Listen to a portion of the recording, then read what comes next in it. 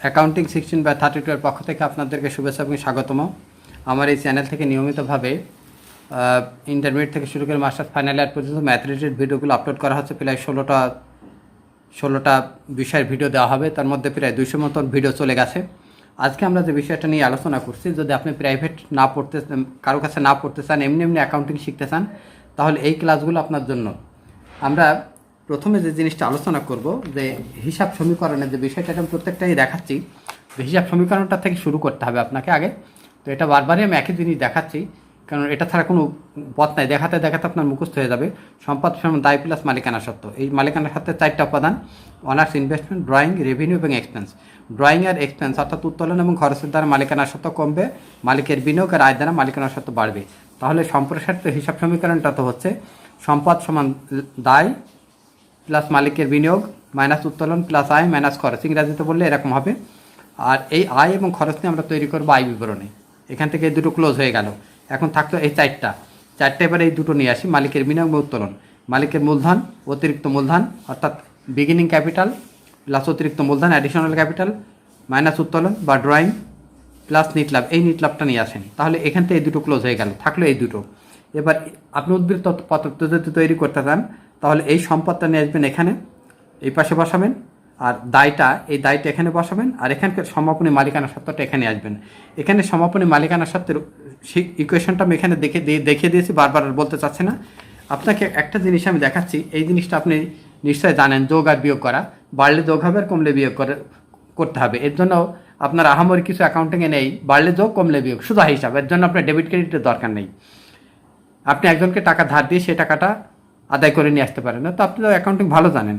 এবার দেখেন অ্যাকাউন্টিংয়ের লোকজন কীভাবে যোগ বিয়োগ করে।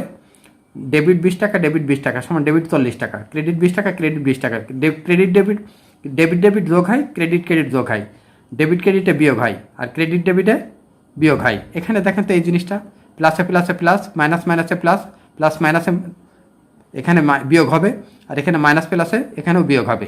এইটা হচ্ছে 820 খ্রিস্টাব্দে। এটা আবু আবদুল্লাহ মোহাম্মদ মুসাল খোয়ারেজমি দশমিক পদ্ধতির এই যোগ বিয়োগের বিষয়টা আবিষ্কার করেন। আর লুকা প্যাসিলো 1494-তে আপনার এই সিস্টেমটা আবিষ্কার করে। তো এখন আপনি এখানে দেখেন তো, এখানে দেখেন এই রোমান সংখ্যার মধ্যে প্লাস মাইনাস চিহ্ন আছে? নাই, রোমান সংখ্যার মধ্যে প্লাস মাইনাস চিহ্ন নাই। তাহলে এই সম্প্রসারিত হিসাব সমীকরণটা এখানে আমরা যখন বোঝাচ্ছি তখন প্লাস মাইনাস চিহ্ন ব্যবহার করছি, আর যখন জাবেদা করছি তখন আপনার কিছু কি হচ্ছে, ডেবিট আর ক্রেডিট হচ্ছে। কেন দেখেন তো জিনিসটা সঠিক আছে কি। আপনার আমার স্বল্প বুদ্ধিতে আমি বলি, আমি আমার বইতে এটা দেখাইছিলাম 2003 সালে, যেটা আগের ভিডিওগুলোতে দেখাইছি, এখানে দেখানোর প্রয়োজন নাই। এই উত্তোলনটা এখানে মাইনাস আছে, এক্সপেন্স টাইপ প্লাস আছে। এই ইকুয়েশনটাও 2003 সালে এরকম ছিল না। তো এই ড্রয়িং আর এক্সপেন্সটাকে এই পাশে নিয়ে আসেন, তাহলে এরকম হবে। এই পাশেও প্লাস হলো, এ পাশেও প্লাস হলো। তাহলে এ পাশে এখানে যখন আপনি প্লাস করছেন, এখানে ডেবিট দিচ্ছেন, তাহলে এ পাশে প্লাস হলো, তো এখানে ডেবিট দেওয়া হওয়ার কথা ছিল, কিন্তু এখানে ডেবিট দিচ্ছেন কেন, এখানে ক্রেডিট দিচ্ছেন কেন? এখানে তো ডেবিট দেবেন। তাহলে ইনক্রিজ হলে সম্পদ, উত্তোলন এবং খরচ যদি বাড়ে, তাহলে ডেবিট করবেন, যোগ করতে হবে আপনাকে। শুধু কথা যোগ করবেন, আপনি ডেবিট ক্রেডিট বাদ দেন, প্লাস মাইনাস বাদ দেন, আপনি যোগ করবেন, যেভাবে পারেন আপনি যোগ করবেন। সম্পদ, উত্তোলন এবং খরচ বাড়লে আপনি যোগ করবেন, আর দায়, মূলধন এবং আয় বাড়লে আপনি যোগ করবেন, অর্থাৎ ক্রেডিট করবেন, আর এটা ডেবিট করবেন। বাদ দিতে হলে, সম্পদ, উত্তোলন এবং খরচ থেকে বাদ দিতে হলে আপনাকে এখানে মাইনাস ক্রেডিট করতে হবে, অর্থাৎ মাইনাস ক্রেডিট। এরা সর্বদা এখানে ডেবিটদের থাকবে, আর এরা সর্বদা এখানে বাদ দিতে হলে ডেবিট, বাড়াতে হলে ক্রেডিট, সর্বদা ক্রেডিটদের থাকবে। তাহলে এই যদি হয়, তাহলে এই যদি অবস্থা হয়, তাহলে এরা রেয়ামিনের কোন দিকে থাকবে? এখন এটা দেখেন তো, গাণিতিকভাবে জিনিসটা এরকম হয় না? আপনি চিন্তা করেন তো, এদের সাথে যোগ করতে হলে, যেহেতু এদের মান প্লাস আর এদের মান আসলে যদি মাইনাস করে নিই, তাহলে এদের সাথে বাড়াতে হলে মাইনাস করতে হবে, আর কমাতে হলে প্লাস করতে হবে। এরা সর্বদা মাইনাস যে থাকবে। যদি প্লাস মাইনাস সমান হয়ে যায়, হিসাবটা মুছে যাবে। এখানে প্লাস আছে, এখানে মাইনাস আছে, এখানে যোগ করতে হলে প্লাস করতে হবে, বাদ দিতে হলে মাইনাস করতে হবে। সবসময় প্লাস ব্যালেন্স থাকবে। যদি জিরো হয়ে যায়, তাহলে হিসাবটা মুছে যাবে। এবার আমি আপনাকে একটা জিনিস দেখাচ্ছি। এখানে দেখেন আপনি খতিয়ানটা কিভাবে তৈরি করবেন, খতিয়ানটা কিভাবে হিসাব বিজ্ঞানে তৈরি হয়। আমরা সম্প্রসারিত হিসাব সমীকরণ সম্পদ প্লাস দায় প্লাস মূলধন মাইনাস উত্তোলন প্লাস আয় এবং খরচ। তাহলে প্রথমে সম্পদের খতিয়ান হবে। সম্পদের বিষয়টা আমি বিস্তারিত আলোচনা করেছি আগের ভিডিওতে। এই সম্পদগুলো সব ভিডিও আগে শেষ হয়ে গেছে। আগের ভিডিওগুলোতে সম্পদের সব কিছু বুঝিয়েছি, সব সম্পদগুলো। এখন আর আমরা এখন দায়ে চলে এসেছি। এখন আমরা দায়ে আসছি, অর্থাৎ এই সম্পদ শেষ করেছি, এখন আমরা দায় নিয়ে শুরু করব। তো এখানে দেখেন সম্পদগুলো, অর্থাৎ এই সম্পদ, উত্তোলন এবং খরচ, সম্পদ উত্তোলন এবং খরচ, এদের বৃদ্ধি বসাবেন এইখানে আর বাদ দেবেন এখানে। সর্বদা এখানে ডেবিটদের থাকবে, বৃদ্ধি এখানে, হ্রাস এখানে।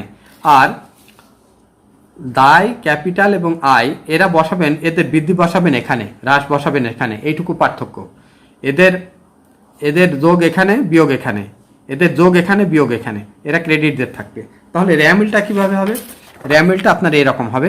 প্রথমে এখানে সম্পদ এইভাবে থাকবে, প্রথমে সম্পদ বসাবেন, তারপরে দায় বসাবেন, তারপরে মূলধন বসাবেন, তারপরে উত্তোলন বসাবেন, তারপরে আয় বসাবেন, তারপরে খরচ বসাবেন। কেন এরকম বসাবেন কেন?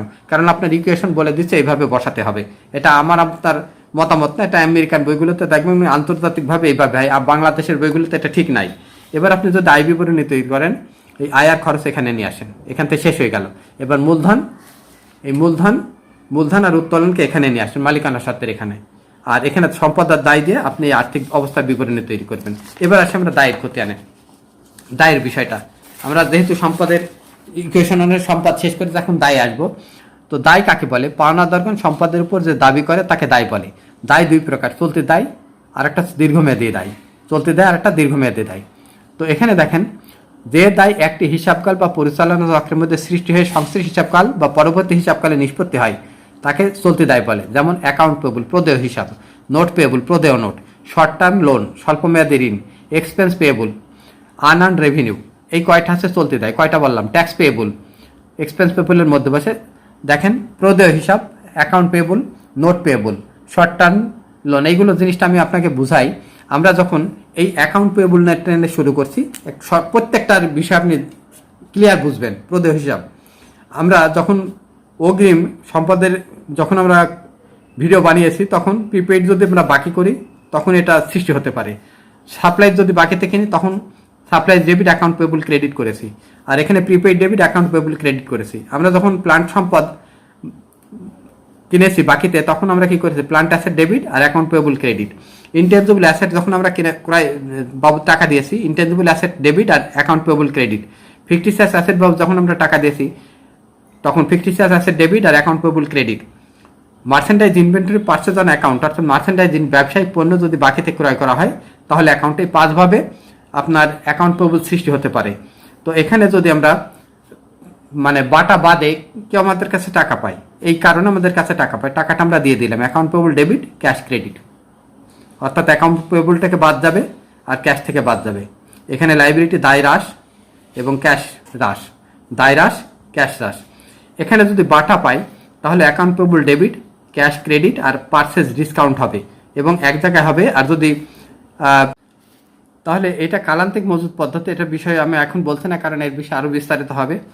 তাহলে এখন আপনার কাছে 1 লোক টাকা পাবে 500 টাকা, আপনি তাকে টাকাটা দিলেন 490 টাকা, ভাই 10 টাকা দিলাম না, তাহলে ওই লোক আপনার কাছে অ্যাকাউন্ট পেয়েবলটা কমে গেল। আর ক্যাশ দিলেন 400, এখানে 500 টাকা পাইতো, আপনি 500 টাকা না দিয়ে অ্যাকাউন্ট 500 টাকা পাইতো, ক্যাশ দিলেন 490 টাকা, আর 10 টাকা আপনার বাটা পাইলেন। এটা আপনার আয় বাড়লো, লাইবিলিটি কমে গেল, আপনার দায় কমলো, ক্যাশ কমলো, আর রেভিনিউ ইনক্রিজ হলো, 10 টাকা আপনার আয় হলো।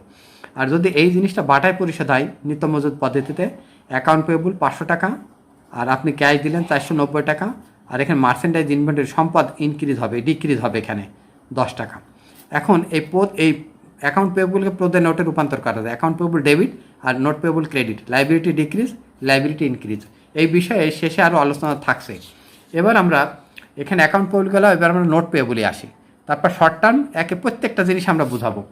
এখন এখানে দেখেন আপনার আমরা এখানে প্রদেয় নোট, আগে আমরা নোটে টাকা ধার দিছিলাম। এই বিষয়টা বোঝার জন্য আপনাকে একটা সহজ কথা বলি, যে আপনি একজন লোককে সুদে টাকা ধার দেবেন, এটাকে নোট পেয়েবল বলে। আপনি সুদে টাকা ধার নেবেন, এটা নোট রিসিভেবল হবে।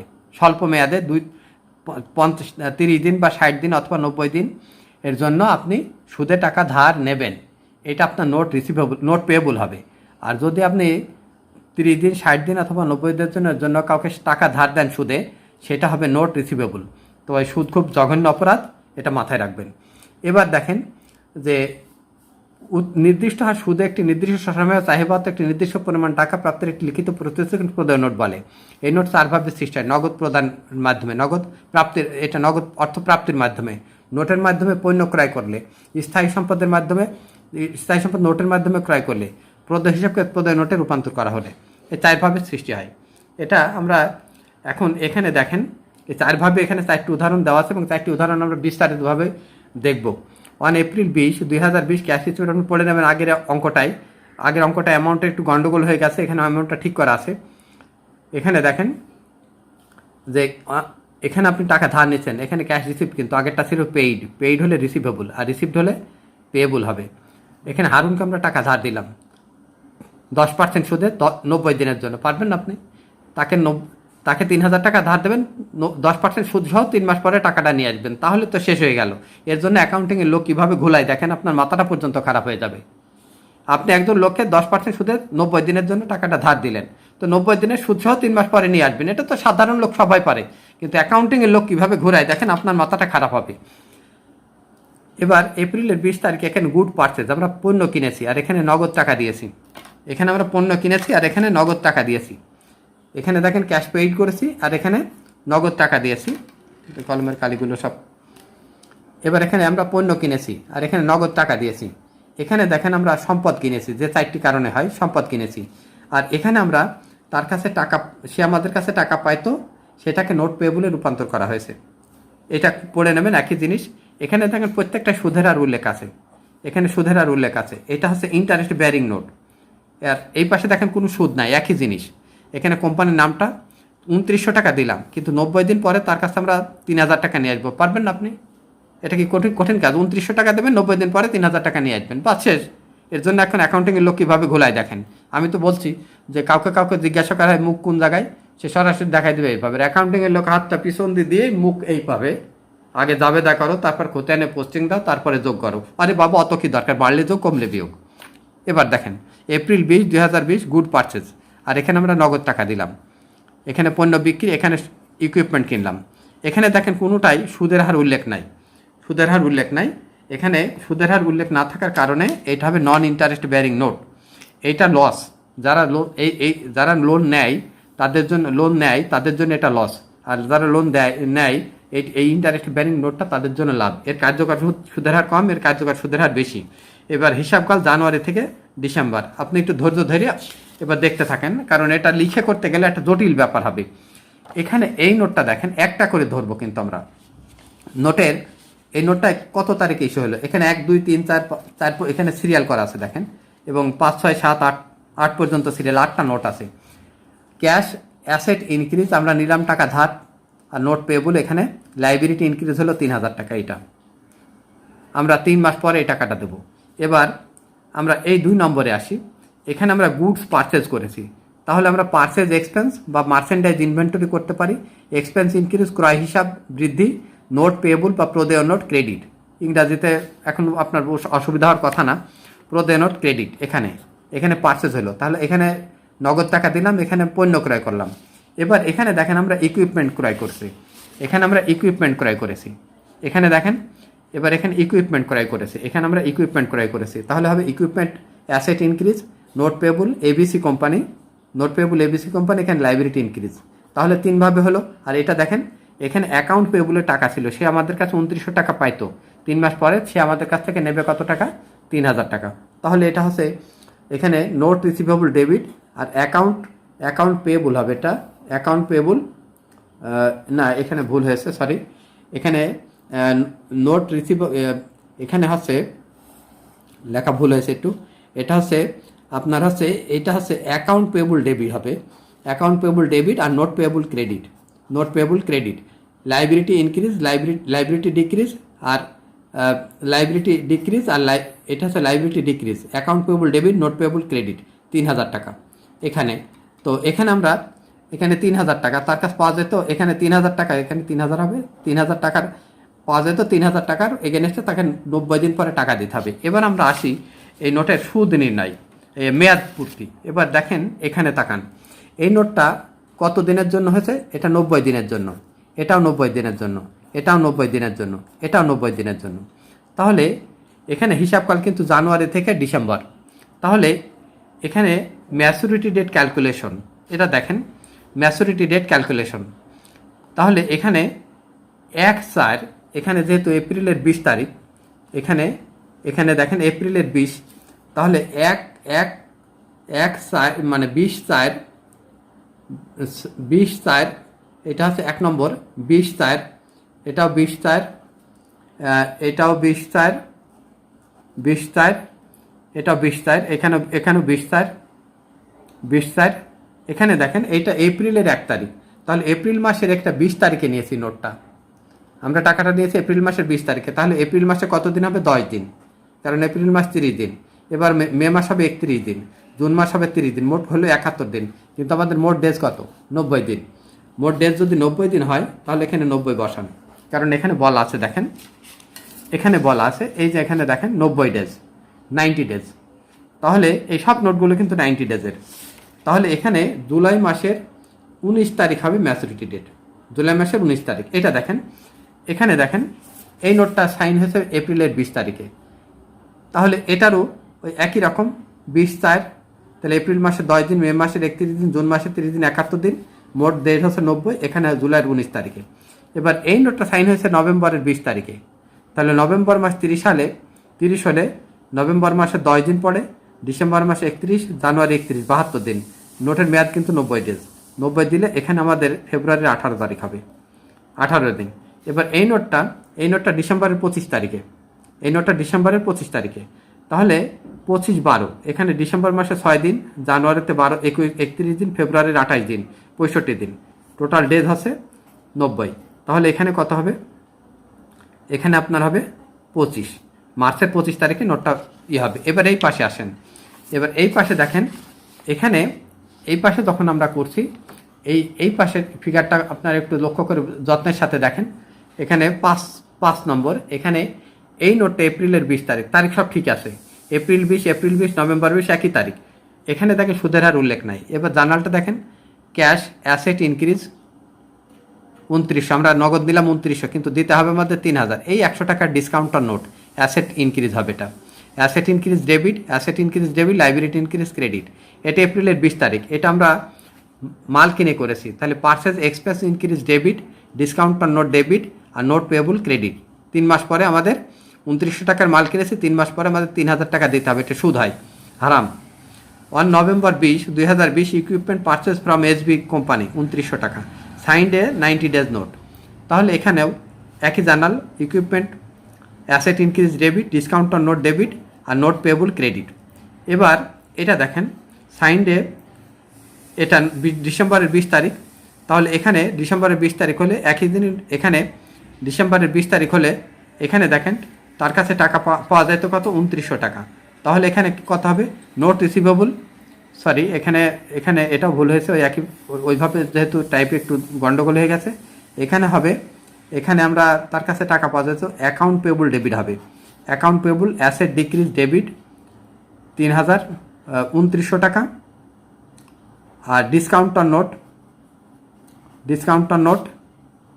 নোট আগের মতোই 100 টাকা, আর নোট পেয়েবল ক্রেডিট হবে, এখানে নোট পেয়েবল ক্রেডিট 3000 টাকা, ভুল হয়েছে এটা।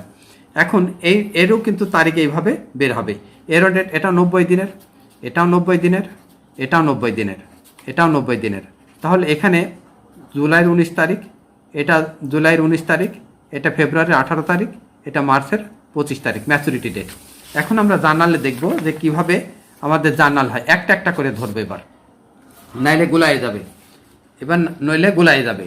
তাহলে এবার দেখেন জুলাইয়ের এই নোটটার প্রথম নোটটা, 1 নম্বর যে নোটটা ছিল, 1 নম্বর, এই যে 1 নম্বরের নোটটা, এই 1 নম্বরের নোটটা হচ্ছে জুলাইয়ের 1 আগে শেষ করব, জুলাইয়ের 20 তারিখে, এপ্রিলের 20 তারিখে। তাহলে মেয়াদপূর্তির তারিখ আমরা নির্ধারণ করলাম কত তারিখ?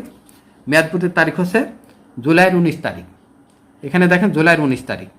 তাহলে এখানে জুলাইয়ের 19 তারিখ যদি হয়, তাহলে এখানে জুলাইয়ের 19 তারিখ যদি হয়, একটা করে ধরেন, তাহলে জুলাইয়ের 19 তারিখ যদি হয়, এখানে দেখেন জুলাইয়ের 19 তারিখ, তাহলে আমরা টাকাটা এবার নিয়ে আসবো 3000 টাকা, নোট পেয়েবল ডেবিট হয়ে যাবে, তার কাছে টাকা পাওয়া যাবে না, লাইবিলিটি ডিক্রিজ হবে 3000, ইন্টারেস্ট এক্সপেন্স নোট ডেবিট 75 টাকা, এক্সপেন্স ইনক্রিজ, আর ক্যাশ ক্রেডিট, এখানে দেখেন প্রদেয় নোট হারুন দায় হ্রাস 3000, সুদ খরচ নোট খরচ বৃদ্ধি ডেবিট 75, নগদান সম্পদ হ্রাস 3075। এটা 3075 কেন হলো? 3000 টাকা 10%, 90 দিনের সুদ 75 টাকা, সুদ সহ আপনি আদায় 3000 টাকা দিয়েছিলেন, 90 দিন পরে টাকাটা নিয়ে আসলেন। এবার এই নোটটা শেষ হয়ে গেল। এবার 2 নম্বরে আসেন, 2 নম্বরেরটাও অনুরূপ, একই তারিখ ছিল বরুণের কাছে, তাহলে এটা অনুরূপ হবে একই। এবার 2 শেষ হলো আমাদের, কিন্তু 2 শেষ হলো, 1 আর 2, এই 1ও শেষ হলো, এই 2 শেষ হলো, এটা কিন্তু আমরা আর হাত দেবো না, এটা কিন্তু শেষ। এবার আমরা 3 আর 4-এ দেবো, সরি এটা শেষ হলো, এবার আমরা 3-এ যাব, 3-এ যাব না 5 আর 6 করবো, এই 5 আর 6 করবো, আগে ওই লাইনটা সেরে আসি। এবার দেখেন 5 আর 6 এই পাশে, তাহলে এখানে আমরা 5 আর 6-এর ম্যাচুরিটি ডেট, এখানেও সে একই কথাই, 5 আর 6-এর ম্যাচুরিটি দেখেন, 5 আর 6-এর ম্যাচুরিটি এই জুলাইয়ের 19 তারিখ। তাহলে জুলাইয়ের 19 তারিখে আমরা যখন নোটটা যখন জুলাইয়ের 19 তারিখে আমরা যখন স্বীকৃতি দিই, এখানে দেখেন স্বীকৃতি দিই, তখন ডিসকাউন্টার নোট ছিল। এবার এখানে আমরা আদায়ের সময় এখানে interest expense note, expense increase debit, discounter note, দুটা জার্নাল দিতে হবে। Discounter note asset decrease credit, সুদ খরচ নোট ডেবিট, নোটের বাটা ক্রেডিট, এটাও তাই হবে। Interest expense note, expense increase debit, discounter note, asset decrease credit, সুদ খরচ নোট ডেবিট, নোটের বাটা ক্রেডিট। এবার আমরা আদায় করে নেব, টাকাটা আদায় করে নেব। তাহলে নোট পেয়েবল ডেবিট আর ক্যাশ পরিশোধ করে দেব, নোট পেয়েবল ডেবিট আর ক্যাশ ক্রেডিট, অর্থাৎ ওই ডিসকাউন্টটাকে ভ্যানিশ করার পর আসল টাকাটা আদায় করতে হবে। এই তাহলে আমাদের এখান থেকে শেষ হলো কোনটা, আমাদের এই 4টি শেষ হয়ে গেল, এটা শেষ হয়ে গেল, এই 4টি শেষ হলো। এখন আমরা আসবো 3, 4, 7 এবং 8। এবার দেখেন, এবার ইন্টারেস্ট বিয়ারিং নোট, এখানে 3, 4, 7 এবং 8। এবার এই নোট দুটোর একটা সমস্যা আছে, এখানে একটুখানি লক্ষ্য করতে হবে আপনাকে। এখানে দেখেন হিসাবকাল জানুয়ারি থেকে ডিসেম্বর, তার মানে জানুয়ারি থেকে ডিসেম্বর যখন হচ্ছে, তখন ডিসেম্বর মাসে হিসাবটা কিন্তু শেষ হচ্ছে। অতএব এই নোটের 90 দিনের সুদের এখানে নভেম্বরের 20, 51 দিনের সুদ এই বছরের, আর 39 দিনের সুদ পরের বছরের, আর এখানে 6 দিনের সুদ এই বছরের, আর 84 দিনের সুদ ওই পরের বছরের। এখানেও তাই, 51 দিনের সুদ, ডিসকাউন্টটা এই বছরের, সুদটা এই বছরের, আর 39 দিন ওই পাশে, এখানেও 6 দিনের। তাহলে এখানে 31/12 তারিখে আমাদের 6 দিনের হিসাব করতে হবে। 31/12 এক্সপেন্স, এখানে expense increase debit, liability increase credit, interest expense note debit, interest payable note. এখানে 30 দিনে 10% গুণ 51/360, বুঝতে পারছেন? মানে এখানে 51 দিনের সুদ আসলো নভেম্বর থেকে ডিসেম্বরের 31, এখানে 51 দিন হয়। নভেম্বর মাসে 10 দিন প্লাস ডিসেম্বর মাসে 31, নভেম্বর মাসে 20 তারিখ। তাহলে এখানে নভেম্বরের 10 আর হচ্ছে এখানে নভেম্বরের 10, এখানে নভেম্বরের 10 আর হচ্ছে 41 দিনের সুদ হবে এখানে, না সরি এইটার 41 দিনের সুদ হবে, এটার হবে 41 দিনের সুদ, এখানে ভুল হয়েছে, 41 দিন না, 51 দিন না, 41 দিনের সুদ আমাদের এখানে। 41 দিনের সুদটা হবে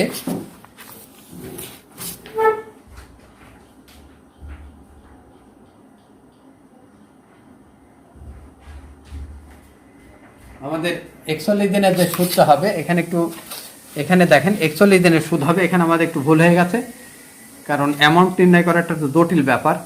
এখানে 300 ভাগ 360 গুণ 41, তাহলে ওই পাশে হবে 41, এখানে 34 টাকা হবে, উল্টায় গেছে, 34 টাকা হবে, এখানেও 34 টাকা হবে, এখানে 41 দিন না, এটা হচ্ছে 4 নম্বর, এখানে 6 দিন, এখানে হচ্ছে এই নোটটা হচ্ছে 31/12, তাহলে এখানে এই নোটের সুদ হবে 6 দিনের, এখানে হবে 6 দিনের, এখানে হবে 6 দিনের সুদ, 6/360, এটা 6/360 হবে 4 নম্বরে।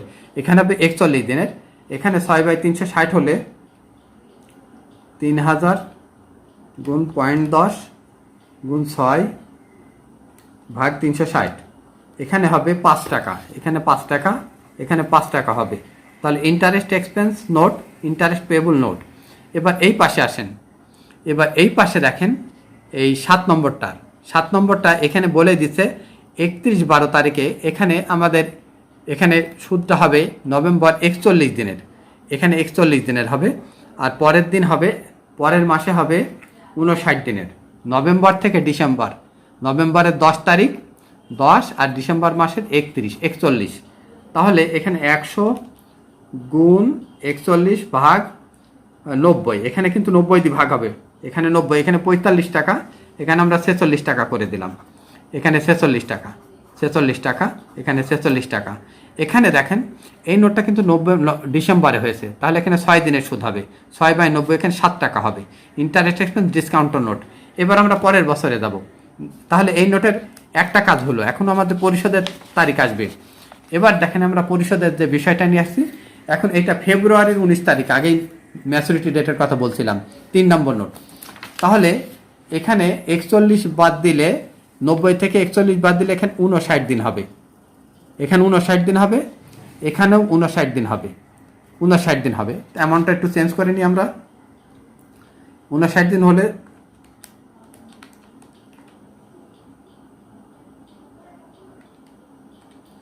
এখানে 50 টাকা হবে, এখানে এই টাকাটা হবে 50 টাকা।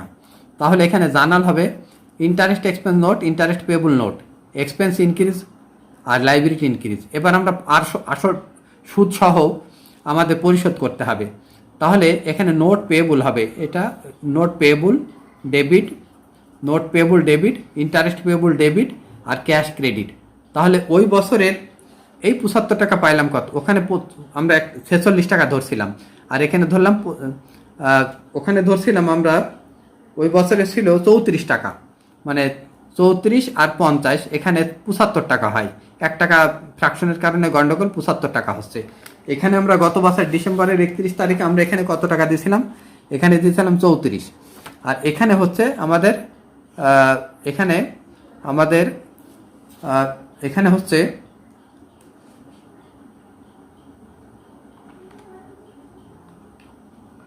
এখানে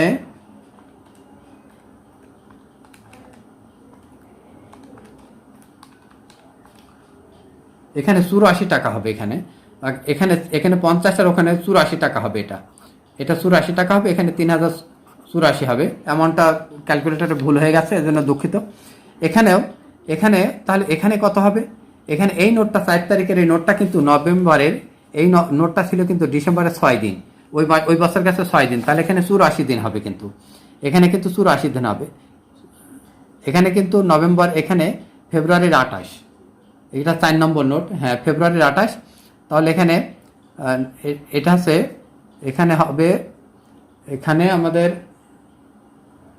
4 নম্বর নোট, এটা 4 নম্বর নোট ডিসেম্বরের, হ্যাঁ ডিসেম্বরের 31 তারিখ, এটা 4 নম্বরটা ডিসেম্বরের 31। তাহলে ওখানে আমাদের গেছে 6 দিন, তাহলে এখানে 84 দিন হবে, এখানে 84 দিন হবে, গুণ 84 গুণ 360, 84/360।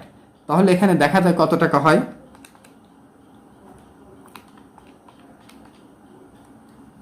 এখানে হয় 70 টাকা, এখানে হয় 70 টাকা। আর গত বছর ছিল, এখানে আমাদের গত বছরের ছিল 5 টাকা, তাহলে এখানে হবে 75 টাকা, এটা ঠিক আছে, এটা 75 টাকা। আর এখানে এবার এই নোটটায় আসেন, এবার এই নোটটায় দেখেন, এখানে আসলটা আমরা আসল এবং সুদ দুটোই পরিশোধ করে দিলাম, একটা নোট পেয়েবল হবে, এখানে নোট পেয়েবল। এবার এখানে দেখুন, এটাও পেয়েবল, আমরা পরিশোধ করছি দায়, এটাও পেয়েবল। এবার এখানে এই দুটো নোট দেখেন, এখন 7 আর 8-এ আসেন, 7 আর 8-এ এখানে দেখেন এই নোটটা দিয়েছি নভেম্বরে। তাহলে এখানে আমাদের নভেম্বরে দিলে, এখানে নভেম্বরে দিলে এখানে আমাদের 41 জন ওখানে গেছে, তাহলে এখানে হবে 41 দিন গেলে এখানে হবে 49 দিনের, 41 আর 49, হ্যাঁ 49 দিনের। তাহলে 49 দিনের সুদ কত টাকা হয় দেখেন, 100 ভাগ 90, এখানে 90 হবে, 900 হয়ে গেছে, 90 গুণ 49, এখানে 55 টাকা হয়, এখানে 55 টাকা হয়, 1 টাকা ফ্র্যাকশনের জন্য এখানে 55 টাকা হয়, দুঃখিত কাটাকাটি করার জন্য। আর এখানে আসলটা পরিশোধ হবে, নোট পেয়েবল ডেবিট ক্যাশ, এখানে হবে এক্সপেন্স ইনক্রিজ অ্যাসেট ডিক্রিজ, একই জার্নাল। তাহলে এখানে কত টাকা হয় দেখেন, এখানে এই নোটটা আমরা ডিসেম্বরে দিয়েছি, তাহলে ওই বছর 6 মাস গেছে, 6 দিন, তাহলে এখানে 84 দিনের হবে, এখানে 83 টাকা হবে, এখানে আমরা আসল দিয়ে দিলাম, এটা ওটাকে ডিসকাউন্ট উল্টাইলাম, আর এখানে বারবার দেখবেন। তো এটা আসলে এত জটিল করা হয়েছে অ্যাকাউন্টিংয়ে, যে একটা জটিল বিষয়। আপনি একজনকে টাকা 3000 ধার দিয়েছেন, 10% টাকায় পরিশোধ করে আসবেন, বাস এইটুকুই হচ্ছে অঙ্ক। এবার আমরা এক্সপেন্স পেয়েবলে আসি। এক্সপেন্স পেয়েবলে আসি যে এক্সপেন্স পেয়েবল প্রদেয় খরচ। প্রদেয় খরচটা হচ্ছে যে খরচ হয়ে গেছে কিন্তু পরিশোধের তারিখ আসেনি। দেখেন 2019 সালের ডিসেম্বর 31 তারিখে নিম্নলিখিত খরচগুলো প্রদেয় ছিল। স্যালারিজ পেয়েবল 4,000 টাকা বেতন, wages payable 5,000, utility expense payable 3,000, advertising expense payable 2,000। January 10, 2020 paid the above expense payable. উক্ত প্রদেয় খরচগুলো 2020 সালে জানুয়ারি তারিখে পরিশোধ করা হলো। Give journal entries for the payment of the expense payable. তাহলে এখানে জার্নাল কি হবে? এখানে এক্সপেন্স পেয়েবল ডেবিট হবে, অর্থাৎ লাইবিলিটি কমবে। কি কি খরচ দিলেন আপনি? Expense payable, salaries payable. তাহলে স্যালারিজ পেয়েবল আপনার স্যালারিজ পেয়েবল ডেবিট আর ক্যাশ ক্রেডিট। এখানে অ্যাসেট ডিক্রিজ হবে আর লাইবিলিটি ডিক্রিজ হবে। ডেবিট আর এখানে ক্রেডিট। এখানে কত টাকা? স্যালারিজ পেয়েবল 4,000 টাকা, এখানে 4,000 টাকা। তাহলে দায়ে বাদ যাবে আর আপনার ক্যাশে বাদ যাবে। অনুরূপভাবে এখন সব খরচগুলো যদি আপনি করেন ওয়েজেস পেয়েবল, তাহলে এখানে wages payable debit, wages payable liability একই, লাইবিলিটি ডিক্রিজ আর ক্যাশ ডিক্রিজ। তার মানে ওয়েজেস পেয়েবলে বাদ, ক্যাশে বাদ। এখানে কত টাকা? 5,000 টাকা। এবার এখানে দেখেন ইউটিলিটি এক্সপেন্স পেয়েবল। তাহলে ইউটিলিটি এক্সপেন্স ডেবিট একই জিনিস আর ক্যাশ ক্রেডিট 3,000 টাকা। বাকিগুলো আর আমি করছি না, আপনি বুঝতে পারছেন নিশ্চয়। 3,000 টাকা। Advertising expense debit, advertising payable debit, cash credit. হ্যাঁ, এইভাবে হবে। Advertising expense debit, advertising expense payable debit. আপনার বিদ্যুৎ বিল বাকি থাকে না? বিদ্যুৎ বিল আপনাদের হয়ে যায় খরচ, তারপরে পরের মাসে দিয়ে আসেন। অর্থাৎ বিদ্যুৎ বিল ডেবিট হয়, ইলেকট্রিসিটি বিল পেয়েবল ডেবিট হয় আর ক্যাশ এখানে কমে যায়। এবার দেখেন 2005, এখানে 2020 স্যালারিজ এক্সপেন্স পেইড 20,000, অফিস 5,000 টাকা ফর লাস্ট অ্যাকাউন্টিং পিরিয়ড, বিগত বছরের। এইটা জার্নাল আপনি কত টাকা দেবেন? অর্থাৎ বিগত বছরের 5,000 টাকা সহ আপনি 10,000 টাকা দিয়েছেন। এটা জার্নাল হবে স্যালারিজ এক্সপেন্স ডেবিট। অর্থাৎ এখানে স্যালারিজ পেয়েবল ডেবিট গত বছর, এটা লাইবিলিটি ডিক্রিজ, গত বছর এটা 5,000 ডেবিট। আর স্যালারিজ এক্সপেন্স এটা এক্সপেন্স ইনক্রিজ ডেবিট 5,000। আর আপনি ক্যাশ দেবেন কত? ক্রেডিট। এটা reversal entry are not use. এখানে ক্যাশ অ্যাসেট ডিক্রিজ, এখানে ক্রেডিট হচ্ছে 10,000 টাকা। তাহলে এটা নিশ্চয়ই আপনি করতে পারছেন ওয়েজেস। তাহলে এখানে কি লিখবেন? এটা যদি হয় তাহলে এটা ইকুয়েশনে কিভাবে বাদ দেবেন? অ্যাকাউন্ট পেয়েবল বা স্যালারিজ পেয়েবল থেকে বাদ দেবেন আর এক্সপেন্সের সাথে মাইনাস দিয়ে যোগ করবেন আর ক্যাশে বাদ দেবেন 10,000 টাকা। তাহলে এটা নিশ্চয়ই এখন বুঝতে পেরেছেন। এবার আমরা পরেরটায় যাই। এক্সপেন্স পেয়েবল গেল। এবার স্বল্পমেয়াদী লোনের বিষয়টা বোঝাই। On February 1, 2020 cash received from Sonali bank টাকা 20,000 at the rate of 10% interest PA পার অ্যানাম বার্ষিক, which will be paid on June 1, 2020। 2020 সালের ফেব্রুয়ারি মাসের 1 তারিখে সোনালী ব্যাংক থেকে 10% সুদে 5,000 টাকা ঋণ গ্রহণ করলেন, যা পরিশোধ হবে 2020 সালের জুন মাসের 1 তারিখে। তো এই কাজটাকে আপনি করতে পারবেন। ব্যাংক থেকে তুলে যখন টাকাটা লোন নেবেন আপনার পকেট ভরে নিয়ে আসবেন, আপনার ক্যাশ বেড়ে গেল, ক্যাশের সাথে যোগ করবেন। আর ব্যাংকের কাছে ঋণ হলেন, আপনার ব্যাংক লোন বাড়লো, তাহলে ব্যাংক লোনে যোগ হলো আর আপনার নগদে যোগ হলো। এর জন্য দেখেন কি জাবেদা ডেবিট ক্রেডিট খতিয়ানে পোস্টিং কত কিছু বানাইছে এরা। আর যে কত কিছু করবে, কি দিয়ে যে কি হবে কিছুই জানি না।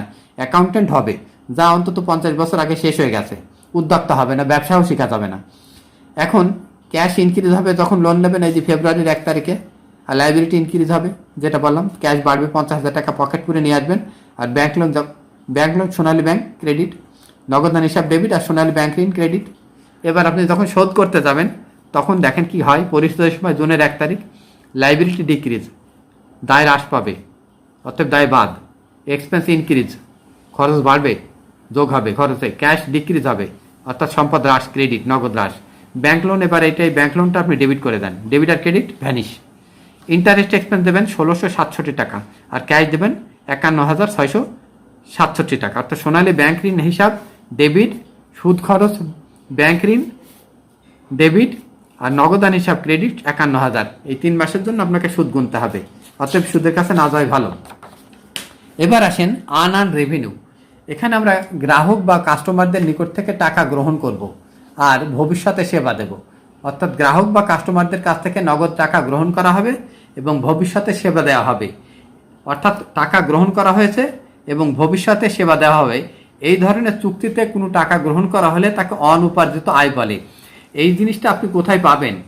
এই জিনিসটা ধরেন আপনি ইটের ভাটায় যাবেন, অথবা কোনো কোম্পানি, বিআরবির কথাই বলি, অথবা যে কোনো ম্যানুফ্যাকচারিং কোম্পানি, এরা টাকা অ্যাডভান্স নেয় আর পরে মাল সরবরাহ করে বা পরে সেবা দেয়। যেমন এখানে ভবিষ্যতে সেবা বা পণ্য বিক্রয়ের সাথে গ্রাহক বা খরিদ্দারদের নিকট থেকে যে নগদ অর্থ গ্রহণ করা হয়, নগদ অর্থ গ্রহণ করা হয় তাকে আনআর্ন রেভিনিউ বা অনুপার্জিত আয় বলে। যেমন unearn service revenue, unearn rent revenue, unearn commission revenue, unearn fees revenue, unearn sales revenue. Unearn sales revenue ধরেন বিআরবি অফ সিজনে কাস্টমারদের কাছ থেকে, বিভিন্ন জেলার কাস্টমারদের কাছ থেকে ফ্যান বিক্রি করার শর্তে অ্যাডভান্স টাকা নিল, এটাকে আমি আনআর্ন সেলস বলছি। যখন প্রোডাকশন হবে তখন তাদেরকে মালটা দিয়ে দিতে হবে। এটা কিভাবে থাকে? On March 1, 2020 cash receive ABC traders for 24 মাস সার্ভিস রেভিনিউ। এখানে এবিসি ট্রেডার্সের কাছ থেকে 24 মাসের সেবা বাবদ আমরা কত টাকা নিলাম? 48,000 টাকা। আর যখন গ্রহণ প্রদান করবো তখন প্রিপেইড হবে, কিন্তু এটা প্রিপেইডের opposite. On November 1, 2020 cash receive from XYZ traders for 24 month rent টাকা 48,000। 24 মাস রেন্ট বাবদ আপনি কত টাকা নিলেন? এখানে 48,000 টাকা গ্রহণ করলেন বাসা ভাড়া বাবদ। আপনি যে বাসাটা আছেন সেই বাসাটা যদি আপনার নিজের হয়, আপনি ভাড়াটার কাছ থেকে 24 মাসের ভাড়া নিয়ে নিলেন, 24 মাসের ভাড়া বাবদ 48,000 টাকা নিয়ে নিলেন, মাসে 2,000 টাকা করে, 1 মাস করে যাবে আর আপনার আয় হতে থাকবে। অন আগস্ট 1, এটা আগস্ট আগে যাওয়ার কথা ছিল, কারণ নভেম্বরটা আগে হয় না। Cash receive for 24 month advertising from moon company. আপনি কোনো পত্রিকায় যদি আপনার যদি কোনো বিজ্ঞাপনের মালিক হন প্রতিষ্ঠানের, তাহলে আপনি বিজ্ঞাপন দেওয়ার শর্তে 48,000 টাকা একজনের কাছ থেকে নিলেন। কত মাসে বিজ্ঞাপন দেবেন? 24 মাসে। এই ধরনের অর্থ প্রদানকে অগ্রিম বা অনুপার্জিত আয় বলে। এগুলো সময় অতিবাহিত হওয়ার সাথে সাথে আয় হয়। On November 1, 2020 cash receive from Sun company for future sale, মানে ভবিষ্যতে বিক্রির উদ্দেশ্যে ভবিষ্যতে বিক্রি হবে এবং এই গুড সরবরাহ করা হবে। ডেলিভারি দেওয়া হবে কখন? ডেলিভারি দেওয়া হবে জানুয়ারি মাসের 21 তারিখে। 2021 সালে জানুয়ারি মাসে পণ্য সরবরাহের শর্তে 2021 সালে জানুয়ারি মাসে পণ্য সরবরাহের শর্তে 2020 সালে নভেম্বরে 1 তারিখে সান কোম্পানির নিকট থেকে ভবিষ্যৎ বিক্রয় বাবদ 48,000 টাকা গ্রহণ করা হলো। উপযুক্ত লেনদেনগুলি সাধারণ জাবেদা দাও। এবার হিসাব সমীকরণে প্রভাব দেখাও। এবার এখানে দেখেন আমরা গ্রহণ করেছি। যখন আমরা গ্রহণ করছি তখন আমরা এটা কি জার্নাল দেব? এই যখন আমরা গ্রহণ করছি তখন আমরা এখানে 1 তারিখ, একটা তারিখ দেব, মার্চের 1 তারিখ। এখানে 2020, তাহলে ক্যাশ অ্যাসেট বাড়বে, অ্যাসেট ইনক্রিজ হবে, আর ডেবিট 48,000 টাকা। আনআর্নড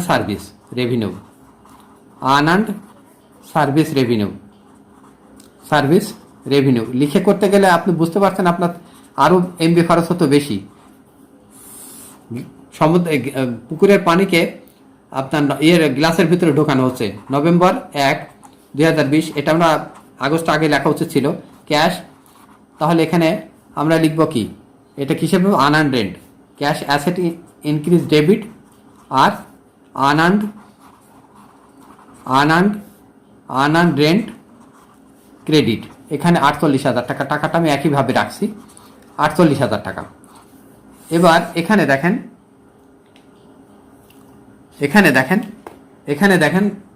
3 তারিখ, আগস্টের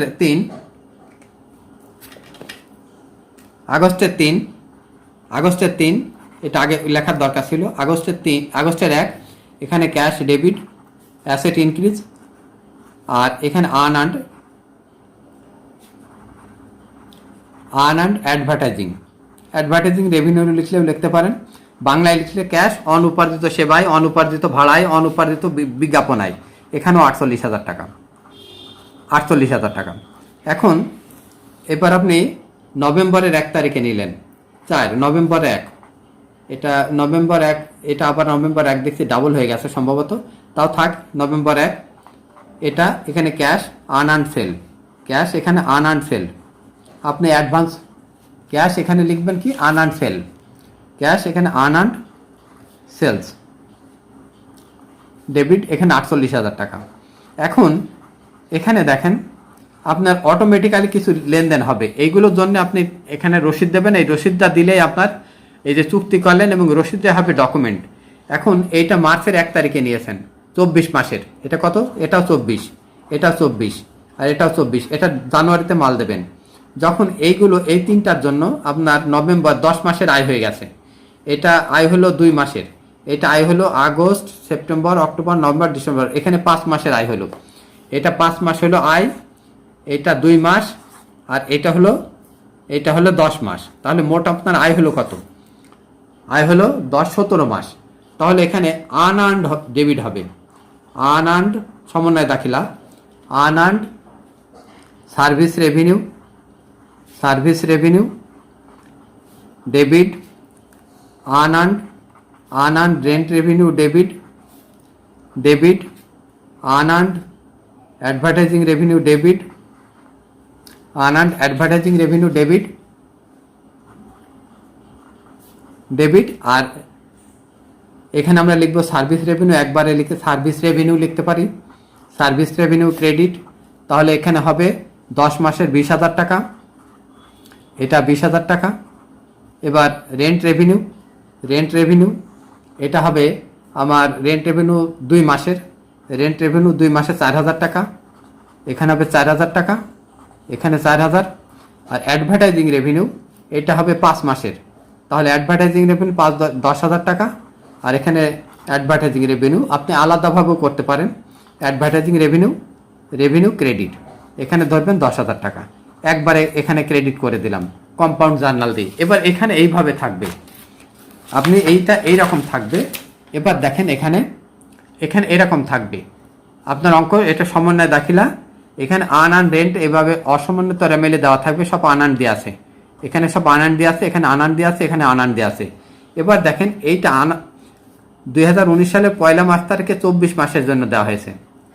এবার আনআর্নড সার্ভিসের সেপ্টেম্বরে দেওয়া হয়েছে, আনআর্নড সার্ভিস সেপ্টেম্বরের 1 তারিখে দেওয়া হয়েছে এটা অ্যাডভার্টাইজিংটা। Unearned sales revenue received on December 1, the goods will be supplied on January 1। এবার অনবর্ধিত বিক্রয় 2020 সালের ডিসেম্বর মাসে গ্রহণ করা হয়, 21 সালের শর্ত দেওয়া হবে, 21 সালের জানুয়ারি মাসে এখানে 20 সালের জানুয়ারিতে এখানে পুনঃ সরবরাহ করা হবে। এখানে দেখেন unearned fish revenue received on December 31 and the service will be provided on January, এখানে কিন্তু কোনো আয় হবে না, প্রিপার অ্যাডজাস্টিং এন্ট্রি। এবার দেখেন তাহলে আনআর্নড ডেবিট করে দেন, আনআর্নড রেন্ট রেভিনিউ ডেবিট আর রেন্ট রেভিনিউ ক্রেডিট। তাহলে রেন্ট রেভিনিউটা আপনি কত মাসে নিয়েছেন, এখানে মার্চের 1 তারিখে, কত মাসে, 24 মাসে। তাহলে এখানে 24,2400 ভাগ 24 গুণ মার্চের 1 তারিখ, তাহলে 10 মাস হবে, এখানে 1,000 টাকা হবে, এখানে 1,000 টাকা হবে। আর আনআর্নড সার্ভিসটা আপনি নিয়েছেন কত তারিখে, এখানে নিয়েছেন সেপ্টেম্বরের 1, তাহলে সেপ্টেম্বর অক্টোবর নভেম্বর ডিসেম্বর 4 মাস। তাহলে এটা কত মাসের জন্য নিয়েছেন, 36। তাহলে এখানে কত টাকা আছে সার্ভিস রেভিনিউ, এটা আমরা 3600 করে নিচ্ছি, 3600 করলে ভাগটা সুবিধা হবে। এখানে 3600 ভাগ 36 গুণ 4, তাহলে এখানে 400 টাকা হবে, এখানে 400 টাকা হবে। এবার আনআর্নড অ্যাডভার্টাইজিংটা কত তারিখে নিয়েছেন, সেপ্টেম্বরের 1 তারিখে, তাহলে এটারও 4 মাস, তাহলে এর পরিমাণ কত, 1200 টাকা। এর পরিমাণ হচ্ছে 12 মাসের জন্য নিয়েছেন টাকাটা, 1200 টাকা। তাহলে 1200 ভাগ 12 গুণ 4, এখানে 400 টাকা। জার্নাল নিশ্চয় দেখে নেন, এখানে বাংলাতে দেওয়া আছে, ইংরাজিতে দেওয়া আছে, অতএব বুঝতে অসুবিধা হওয়ার কথা না। আর আনআর্নড সেল, এখানে দেখেন unearned sales revenue received on December 1, the goods will supplied on January 10, 2020, 19 সালে নিয়েছি, এই জার্নালটা এখানে হবে না, আনআর্নড সেলস এখানে হবে না। আবার দেখেন ফিশ আইটা আমরা নিয়েছি ডিসেম্বরের 1 তারিখে, আমরা কোনো সার্ভিস দিইনি, অতএব এটাও আয় হবে না। তাহলে এই ছিল আনআর্নডের বিষয়, যখন এই চ্যাপ্টারে যাব তখন আরও বুঝতে পারবেন। এবার আমরা আসছি বন্ড পেয়েবলের। বন্ড পেয়েবলের বিষয়টা হচ্ছে যে এটা দীর্ঘমেয়াদী ঋণ আপনাকে গ্রহণ করতে হবে। এর আগে আপনার ইনভেস্টমেন্ট চ্যাপ্টারে আমরা বন্ড পেয়েবল করছিলাম, বন্ড কিনছিলাম, তখন আমাদের ইনভেস্টমেন্ট ছিল। এবার আমরা বন্ড ইস্যু করে টাকা নেব, কোম্পানির ক্ষেত্রে এটা সাধারণত হয়। এখানে দেখেন মর্টগেজ পেবল আছে, long term liability. On January 1, 2018 ABC company issue 10 years 10% bond with face value. Bond কিন্তু তিনভাবে ইস্যু হয়, প্রিমিয়ামে হয়, আচ্ছা ইফেক্টিভ ইন্টারেস্ট মেথডে হয়। এখানে একটা ইন্টারেস্ট রেট আছে, অতএব এটা স্ট্রেট লাইন হবে। আমি ইফেক্টিভে যাচ্ছি না। বন্ড এই সংক্রান্ত বিষয়টা যদি জানতে চান, আমার লং টার্ম লাইবিলিটি নামের একটা চ্যাপ্টারে সেকেন্ডারে পড়তে পারবেন। এখান থেকে শুধু ধারণাটা পাবেন, ওখানে যায় আর আপনার প্রাইভেট লাগবে না। ওই ভিডিওগুলো দেখলে আপনার আর কিছু লাগবে না। 10% bond with a face value and market ইন্টারেস্টের 10% আর সেম। মার্কেট ইন্টারেস্ট 10%, এখানে 10%, এটা face value. Market value 3 lakh টাকার বন্ড, আমরা ক্যাশও পাইলাম কত, 3 লাখ টাকা, এটা ফেস ভ্যালু। এখানে বাংলা একটু পড়ে নেবেন। 3 লাখ টাকা বন্ড ইস্যু করছে, আমরা নগদও পাচ্ছি 3 লাখ টাকা, এটা ফেস ভ্যালু। এবার দেখেন একই জার্নাল, একই তারিখ আছে, এখানে ফেস ভ্যালু আমাদের মার্কেট নগদ টাকা পাচ্ছি 2,90,000 টাকা, আর আমরা বন্ড ইস্যু করছি কত, 3 লক্ষ টাকা, এটা ডিসকাউন্টে। আর এটাই দেখেন আমরা এখানে 3,20,000 টাকা পাচ্ছি, এটা আমরা 3,10,000 টাকা করে নিই, তাহলে সুবিধা হবে না। 3,10,000 করে নিলাম, 3,10,000, এখানে বাংলায় 3,10,000 আছে। এবার কিন্তু ক্যাশ আমরা বেশি পেয়েছি। ক্যাশ যখন বেশি পাচ্ছি তখন প্রিমিয়াম, আর ক্যাশ যখন আমরা কম পাচ্ছি ডিসকাউন্ট, আর যখন সমান সমান পাচ্ছি তখন ফেস ভ্যালু। ক্যাশ যখন সমান সমান হচ্ছে তখন ফেস ভ্যালু, ক্যাশ যখন কম পাচ্ছি ডিসকাউন্ট, ক্যাশ যখন বেশি পাচ্ছি তখন প্রিমিয়াম। এটা যদি একটা ইন্টারেস্ট রেট থাকে তাহলে স্ট্রেট লাইন মেথড হবে, দুইটা ইন্টারেস্ট রেট থাকলে ইফেক্টিভ ইন্টারেস্ট মেথড হবে। ওইটাই আর অত গভীরে যাচ্ছি না। এবার আমরা আসি এর জাবেদাগুলো। এর জাবেদা খুবই সহজ। আপনি টাকা ধার নিচ্ছেন, টাকা ধার নিলে আপনার কি বাড়বে, ক্যাশ বাড়বে। সহজ হিসাব, জানুয়ারির 1 তারিখ আপনি ক্যাশ ধার নিলেন, ক্যাশ আর বন্ড পেবল, ক্যাশ আর বন্ড পেবল, ক্যাশ আর বন্ড পেবল, আপনি টাকা ধার নিচ্ছেন, ক্যাশ আর বন্ড পেবল হবে। এখানে ক্যাশ, আর এখানে আপনি 2,90,000 টাকা পেয়েছেন দ্বিতীয়টাই, তাহলে ক্যাশ, আর এখানে কি হবে, ডিসকাউন্ট অন নোট। ক্যাশ আর এখানে কি হবে, ডিসকাউন্ট অন নোট 10,000 টাকা, এখানে হবে 10,000 টাকা। আর বন্ড পেবল, এখানে অ্যাসেট, এখানে ক্যাশ অ্যাসেট ইনক্রিজ হবে, অ্যাসেট ইনক্রিজ, আর এটা অ্যাসেট ইনক্রিজ, এটা ভুয়া সম্পদ। ক্যাশ, এখানে অ্যাসেট ইনক্রিজ, আর বন্ড পেবল, আর এখানে প্রিমিয়াম অন বন্ড হবে 10,000 টাকা। এবার আমরা যেহেতু বন্ড নিয়েছি 6 মাস পর পর সুদ দিতে হবে। এখানে দেখেন বলা আছে যে interest will be paid July 1 এবং জানুয়ারি 1 ইচ ইয়ার, প্রত্যেক বছরে। তাহলে প্রত্যেক বছর আপনাকে এখন এই বন্ডের উপরে সুদ দিতে হবে, অর্থাৎ একটা ফিক্সড আপনার কস্টে চলে যাচ্ছে। আপনাকে আয় হোক বা না হোক আপনাকে সুদ দিতেই হবে। অতএব লোন নেওয়ার আগে বুঝে শুনে লোন নেবেন। এবার জুলাই মাসে আপনি সুদ দিয়ে আসবেন, ইন্টারেস্ট এক্সপেন্স বন্ড আর ক্যাশ। এখানে দেখেন আবার ডিসেম্বর মাসে সুদটা যখন দেবেন, তখন ডিসেম্বর মাসে সুদ দেবো আমরা জানুয়ারিতে, কিন্তু এখানে পেয়েবল দেখাবেন একই জিনিস, ইন্টারেস্ট এক্সপেন্স, আর এখানে ইন্টারেস্ট পেয়েবল 3 লক্ষ গুণ 10% গুণ 6/12, আর এই ক্যালকুলেশন করার দরকার নাই। তাহলে এই তিনটি জাবেদা পরবর্তী 10 বছর এখন রিপিট হতে থাকবে। তাহলে জুলাই মাসের জন্য interest expense bond cash, expense increase asset decrease, এখানে এক্সপেন্স ইনক্রিজ লাইবিলিটি ইনক্রিজ, এখানে লাইবিলিটি ডিক্রিজ আর অ্যাসেট ডিক্রিজ, এখানে লাইবিলিটি ইনক্রিজ, আর এখানে এক্সপেন্স ইনক্রিজ। এবার দেখেন ডিসকাউন্টে যখন হয়েছে তখন জার্নাল একটু চেঞ্জ হয়ে যাবে, এই ডিসকাউন্টটা ভ্যানিশ হবে 20টা কিস্তিতে। Interest expense bond debit, expense increase, cash আপনার 15,000 ঠিকই থাকবে। ডিসকাউন্ট অন বন্ড, তাহলে এই 15,000 পাইলেন কি করে, 3 লাখ গুণ 10% গুণ 6/12, 15,000 টাকা। এখন এই যে ডিসকাউন্ট 10,000 টাকা, এটা 20টা কিস্তিতে ভাগ করে দিতে হবে। 20টা কিস্তি মানে 10 বছরের জন্য নেওয়া হয়েছে। এই লোনটা নেওয়া হয়েছে কত বছরের জন্য, 10 ইয়ার্সের জন্য। প্রতি বছর 2টা করে কিস্তি দিলে আমাদের 20টা কিস্তি দিতে হবে। তাহলে এখানে এই 10,000কে 20 দিয়ে ভাগ করলে 500 টাকা হয়, তাহলে এখানে 500 টাকা, এখানে এক্সপেন্স হবে 15,500 টাকা। ডিসেম্বর মাসে ক্যাশ না হয় এখানে পেয়েবল হবে, ইন্টারেস্ট পেয়েবল হবে, এখানে পেয়েবল হবে। জানুয়ারিতে এটা শোধ হবে, একইভাবে জানুয়ারিতে শোধ হবে, আর এখানে 15,500 টাকা হবে। এবার আমরা প্রিমিয়ামে আসি। প্রিমিয়ামে যদি আসি তাহলে এখানে আমরা ক্যাশ পেয়েছি 3,10,000, অর্থাৎ অ্যাসেট ইনক্রিজ হয়েছে এখানে, আর লাইবিলিটি ইনক্রিজ হলো 3 লক্ষ টাকা। আর প্রিমিয়াম অন বন্ড, আমাদের এই প্রিমিয়াম অন বন্ড এটা আমাদের প্রিমিয়াম অন বন্ড, এটা আয় হিসাবে থাকবে, এটা রেভিনিউ হিসাবে থাকবে না। এটা প্রিমিয়াম অন বন্ডটা আমরাকে এটা ভ্যান হিসাবে আয় হিসাবে বাড়বে, এটা ক্রেডিট রেভিনিউ ইনক্রিজ ধরবো আপাতত, পরে ঠিক করে নেব। ইন্টারেস্ট এক্সপেন্স তাহলে এখানে কত হবে? ইন্টারেস্ট এক্সপেন্স এবার কিন্তু কমে যাবে। আপনি প্রিমিয়াম এখানে আপনার কমে যাবে 500 টাকা, তাহলে এখানে থাকছে ডেবিট হচ্ছে প্রিমিয়ামটা 500 আর আমার ক্যাশ দিতে হবে 15,000, তাহলে আমার খরচ হবে 14,500। এবার এখানে ডিসেম্বর মাসে আপনাকে পেয়েবল করতে হবে, তাহলে এখানে 14,500 টাকা পেয়েবল হবে। আর এই টাকাটা, এই 15,000 টাকা আপনাকে জানুয়ারিতে শোধ করতে হবে। ডিসেম্বরে পেয়েবল, জানুয়ারিতে ক্যাশ, আর জুলাই হচ্ছে ক্যাশ। আপনি একটু ধৈর্য ধরে দেখলেই পারবেন। এবার আমাদের ক্যাশ আছে bond, retirement of bond. Retirement of bond হচ্ছে বন্ডকে পরিশোধ করতে হবে মেয়াদ পূর্তিতে। তাহলে বন্ড পেয়েবল ডেবিট, 20 বছর পরে যখন আপনি টাকাটা দেবেন তখন বন্ড পেয়েবল ডেবিট আর ক্যাশ ক্রেডিট। মানে ওই যে বন্ডের টাকাটা নিয়েছিলেন 3 লক্ষ টাকা, ওই টাকাটা এবার শোধ দিয়ে আসেন, সোজা কথা। তাহলে আপনার কি হবে? এখানে লাইবিলিটি ডিক্রিজ হবে দায় পরিশোধ করলে, আর ক্যাশ এখানে কি হবে? ডিক্রিজ হবে, অ্যাসেট ডিক্রিজ, ক্যাশ। এবার দেখেন bond retirement of bond at pre maturity, মেয়াদ পূর্তির পূর্বে বন্ড পরিশোধ। Bond retirement at pre maturity, মেয়াদ পূর্তির পূর্বে যদি পরিশোধ করেন। এ 10% বন্ড ফেস ভ্যালু 3 লক্ষ টাকা অ্যান্ড আনঅ্যামোর্টাইজড ডিসকাউন্ট হচ্ছে 5,000 টাকা। পেইড ইন ক্যাশ কত? 2,80,000। তাহলে বন্ড পেয়েবল এটা ডেবিট করে দিতে হবে। Bond payable debit, liability decrease, এখানে 3 লক্ষ টাকা। এখানে আনঅ্যামোর্টাইজড ডিসকাউন্ট আছে, তাহলে আনঅ্যামোর্টাইজড ডিসকাউন্টটা কিন্তু এখানে ক্রেডিট হবে। ডিসকাউন্ট অন বন্ড এখানে ক্রেডিট হবে। ডিসকাউন্ট অন বন্ড এখানে ক্রেডিট হবে, ভ্যানিশ হয়ে যাবে 5,000। এখন আপনার থাকছে কত? আপনার 95,000 টাকা ক্যারিং ভ্যালু হচ্ছে 2,95,000, কিন্তু আপনি শোধ করছেন কত? 2,98,000। আপনি ক্যাশ দেবেন এখানে 2,98,000, ক্যাশ দেবেন 2,98,000। এবার দেখেন তো এই দুটো বেশি হয়ে গেল না এখানে? তাহলে আপনার লস হচ্ছে, loss on redemption of bond, loss on redemption on bond.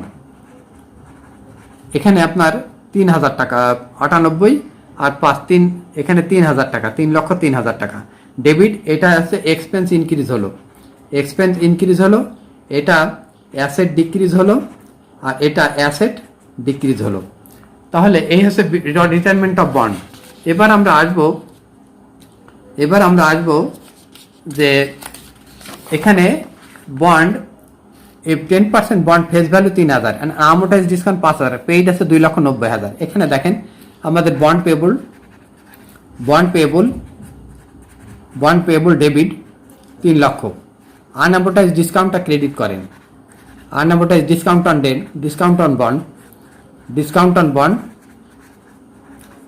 On bond credit কত টাকা? 5,000 টাকা। তাহলে ক্যারিং ভ্যালু 2,95,000, কিন্তু দিচ্ছি কত?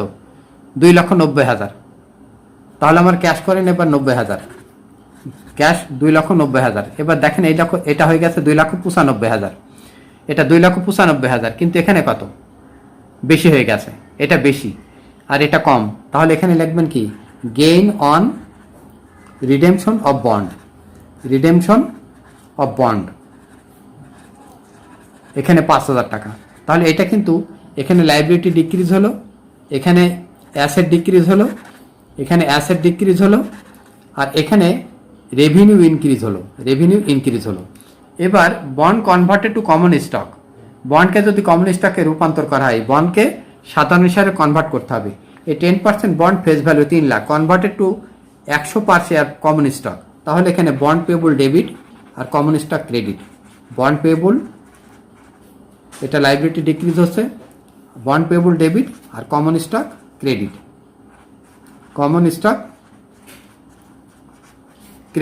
কত টাকা? এখানে 3 লক্ষ টাকা। শেয়ারের সংখ্যা হবে 3,000 গুণ 100, এখানে 3,000 গুণ 100 টাকা, প্রত্যেকটা 3,000 শেয়ার নতুন করে তারা পাবে এই বন্ডের মালিকরা। এবার আমাদের তাহলে হিসাব সমীকরণে ছিল কি? সম্পদের খতিয়ান শেষ হলো, এবার দায় শেষ হলো। এবার কি হবে? ক্যাপিটাল সংক্রান্ত ফাংশন পরের ভিডিওতে।